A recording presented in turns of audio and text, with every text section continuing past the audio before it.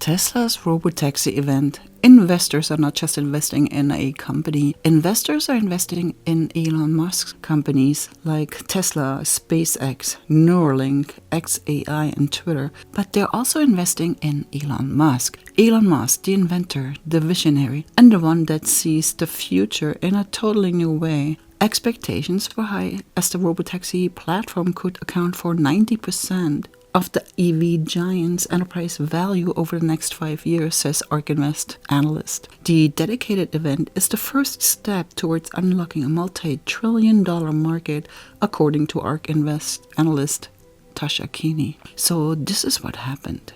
Claudia Aquino said in a blog post on Tuesday that she expects Tesla's upcoming RoboTaxi unveil and subsequent launch of its autonomous ride-hailing platform to dominate Tesla's valuation, nearing about 90% of its enterprise value over the next 5 years. While Tesla seems to be behind in the RoboTaxi race, there's still a chance to overtake rivals and prove what Tesla is capable of. While there have been talks about butterfly wing doors, a rotating driver's seat, and no steering wheel, amongst other things, it seems to me that these additions will probably follow in the next few years. For now, we want to see a plan in action and what's coming in these next 2 to 5 years. However, in my opinion, I believe that once Tesla is ready for action, this new platform will dominate the market in a big way. So here are some of the highlights from the event.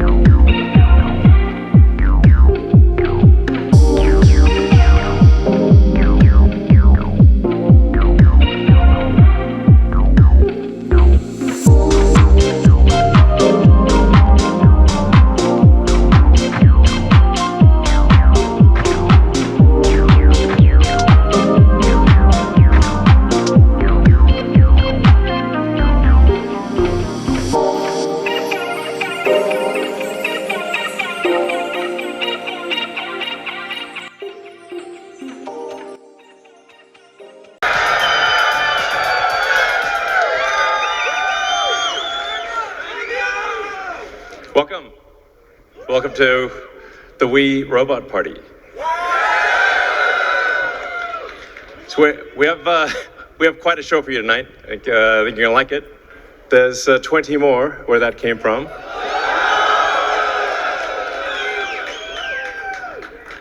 So they've been traveling. There's no people in them, as you can see. The car's just going by with no people. And we have 50 fully autonomous cars here tonight. So you'll see Model Ys and the Cyber Cab, all driverless. You'll be able to take a ride in the Cyber Cab. There's no steering wheel or pedals. So I hope this goes well.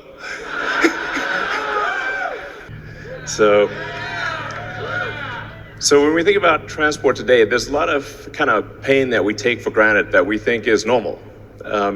Like having to drive around LA in like 3 hours of traffic. And you have to drive the whole way. Unless you're in a Tesla, of course. Tesla already does quite well at this, supervised self-driving.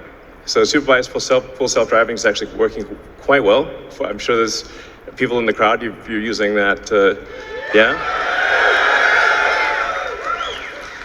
So we'll move from supervised full self-driving to unsupervised full self-driving, where the car, you could fall asleep and wake up at your destination.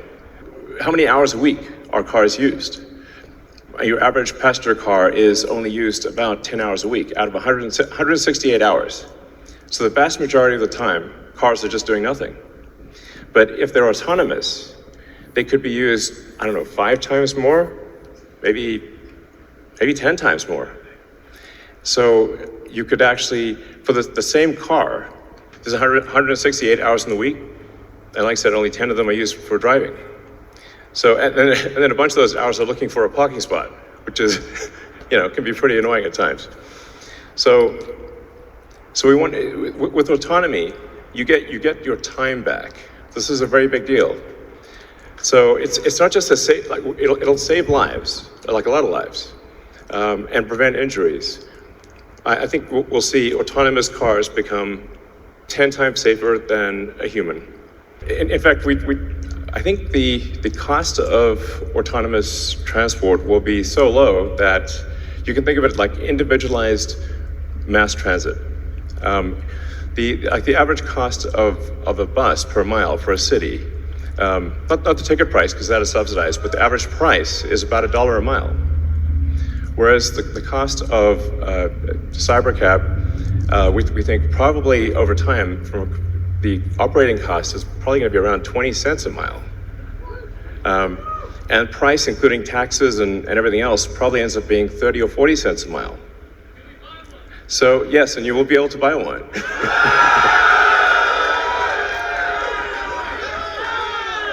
Yes, exactly. And we expect the cost to be below $30,000.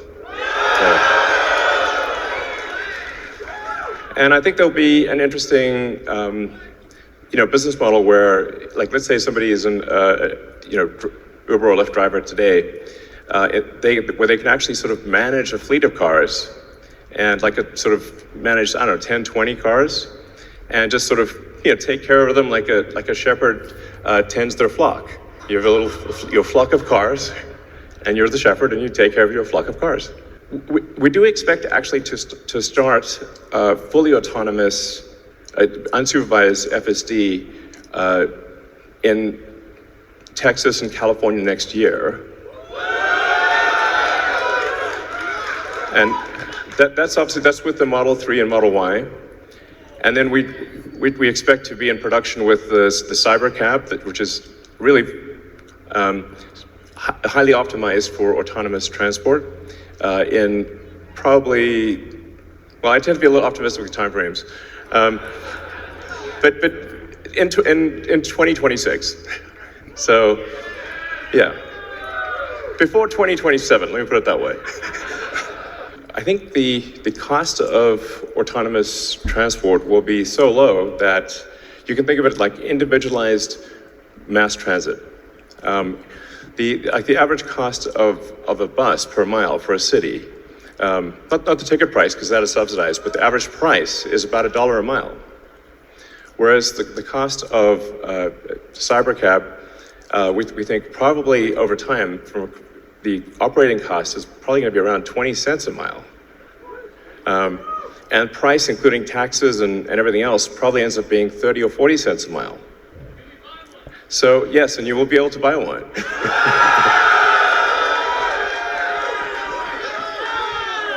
Yes, exactly. And we expect the cost to be below $30,000. So, and the Cybertruck too, yes, of course, sorry, I don't want to be, yes, all our cars, basically, all cars that we make. The computer can be so much better than a person is that we have millions of cars that are training on driving. So it's like living millions of lives simultaneously and seeing very unusual situations that a person in their entire lifetime would not see. But hopefully, yeah, exactly.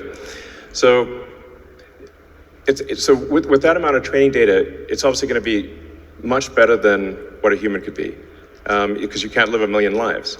And it's also, it can see in all directions simultaneously, and it doesn't get tired or text or any of those things. So it will naturally be, like I said, 10, 20, 30 times safer than a human, just for all those reasons.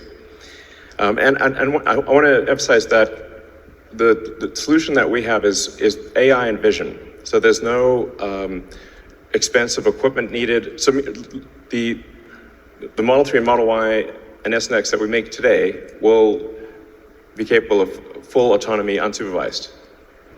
And that means that our cost of producing the vehicle is low. Now, we are going to actually overspec the computer for the Cybercab. So our AI5 computer will be somewhat overspec'd. And because I think there's actually also an opportunity, sort of like an Amazon Web Services, where if the car is driving for 50 hours a week, there's still over 100 hours left. And there's a potential there to have a massive amount of distributed inference compute, where if you've got, like, say, a fleet of 100 million vehicles and a kilowatt of efficient inference compute, you have 100 gigawatts of compute, which is really quite substantial. We're trying to give you a sense of what cities will be like in the future. And when you get in, you'll see, like, it's really quite a wild experience to just be in a car with no steering wheel, no pedals, no controls, and it feels great. So the RoboTaxi has no plug. It just goes over the inductive charger and charges. So yeah, it's kind of how it should be.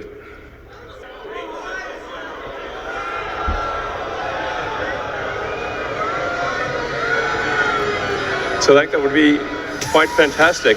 Oh, and also, what happens if you need a vehicle that is bigger than a Model Y?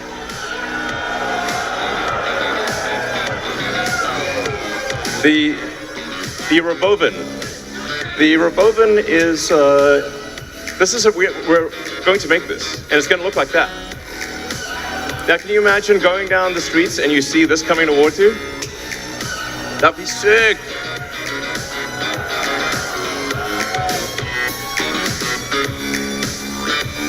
So this can carry up to 20 people, and it can also transport goods. So you can configure it for goods transport within a city, or transport of up to 20 people at a time. So this is gonna, the RoboVan is what's gonna solve for high density. So if you want to take a sports team somewhere, or you're looking to really get the cost of travel down to, I don't know, 5-10 cents a mile, then you can use the RoboVan. Some people call it the RoboVan, but so yeah. One of the things that we want to do, and we've seen this with the Cybertruck, is we want to change the look of the roads. The future should look like the future. It all actually applies to a humanoid robot. It's the same techniques. It's just a robot with arms and legs instead of a robot with wheels. And we've made a lot of progress with the Optimus. And as you can see, we started it with someone in a robot suit, sort of down, and then we've progressed dramatically year after year. So if you extrapolate this, you're really going to have something spectacular, something that anyone could own.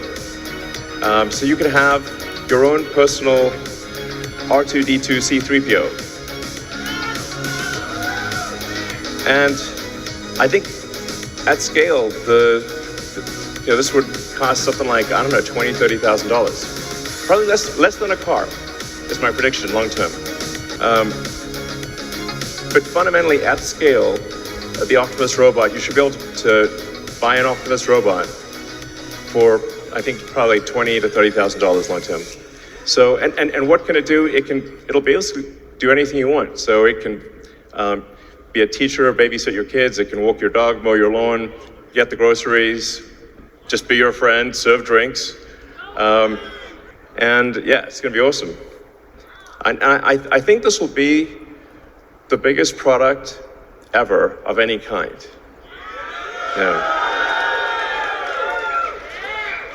Because I think everyone, of the 8 billion people of Earth, I think everyone's going to want their Optimus buddy. And there's going to be maybe two, and then they'll be producing products and services. I predict, actually, provided we address risks of digital superintelligence, 80% probability of good outcome. Look at the bright side. The cup is 80% full. The cost of products and services will decline dramatically, and basically anyone will be able to have any products and services they want. It will be an age of abundance. Please be nice to the Optimus robots. So you'll be able to walk right up to them, and they'll serve drinks at the bar.